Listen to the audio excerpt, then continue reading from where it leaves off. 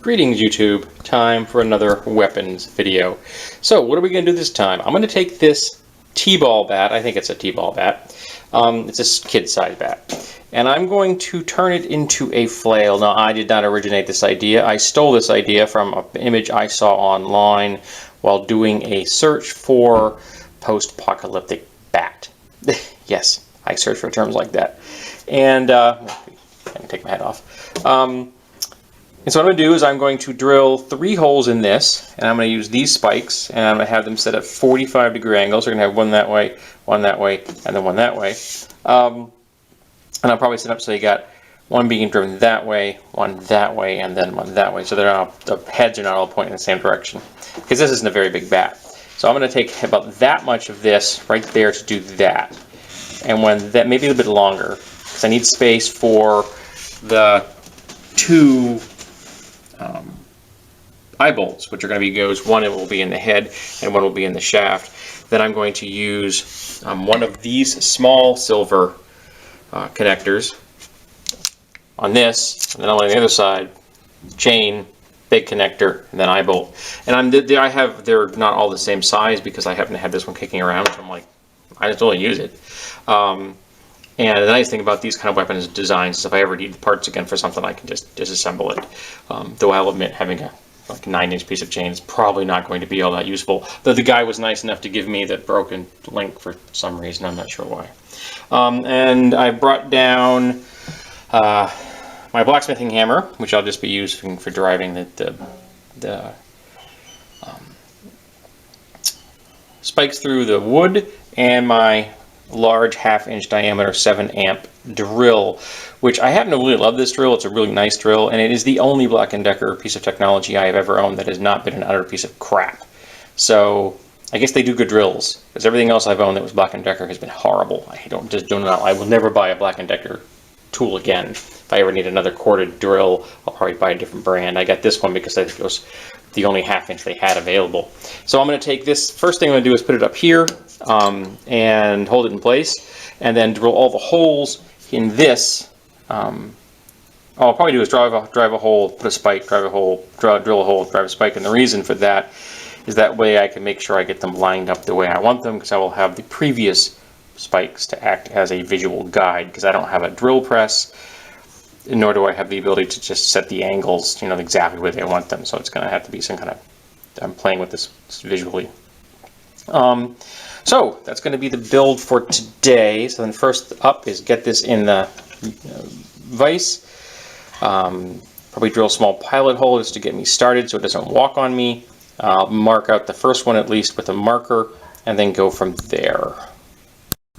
So here we are at the stage where I have 2 pieces. The first piece has already been drilled because I had to put it in the vise to do the cut, so I figured while it's in the vise I'll just drill the hole.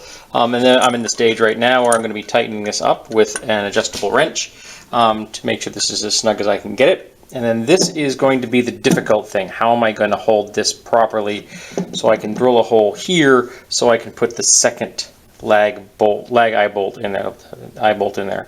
So that's going to be the difficult thing. I have to figure that one out. And that's not bad for doing it by eye. You know what I mean? I didn't measure nothing on this. That isn't too shabby. The only downside is this: I actually did crack the wood. The first time I drilled this, I drilled the hole for this. You can see the mark on the nail.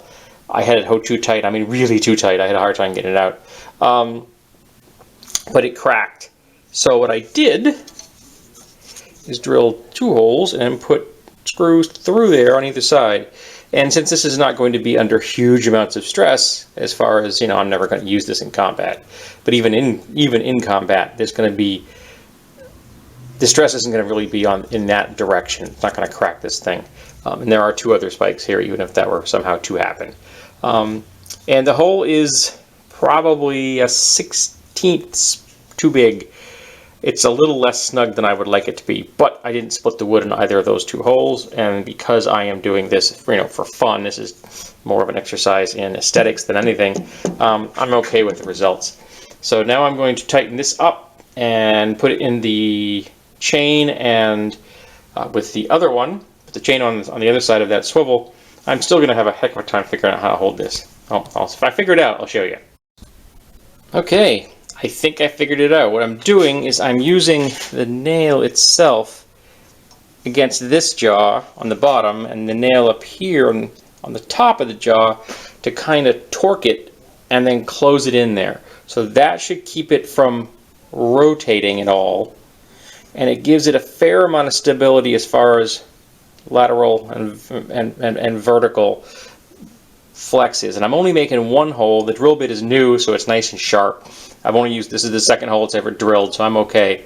And I'm going to drill in here. Probably until I get close to, if I may actually bottom out on the nail. I'm not sure. We're going to find out. I don't have any tape down here to make a mark on the drill bit, and I don't have a collar down here for the drill bit either. I have a collar upstairs, but I'm just maybe too lazy to go get it. I may just kind of eyeball it. Oh, let's see how it goes. So there we go, the completed weapon. So I've got the two new couplers here, the swivel chain, the old coupler, and then two eye bolts holding the whole thing together. Now I think that the swivel could be maybe considered overkill, because I don't think this is ever going to actually twist up. But I thought I'd throw it in there because, you know, it was available and it wasn't overly expensive. And I just throw the option in if people want to use that kind of thing, if they want to build something like this on their own. Though I don't recommend ever actually using it for anything other than just fun. It's like any weapon to display.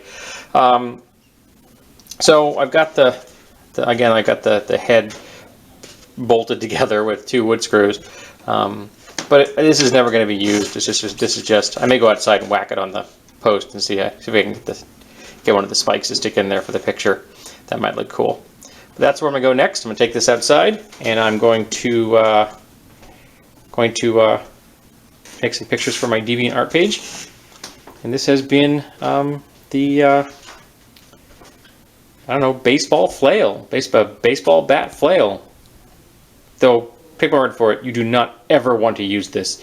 This head ends up down here by the grip. It is far more dangerous to the user than it is in any potential target. This is a really dangerous item. This is never to be used in anything. I would not even want to practice with it. This is like I said, this is purely for the post-apocalyptic aesthetic and the whole use as a prop or something like that. Don't ever make one of these and swing it at anything that might bounce back at you, because you will get hurt.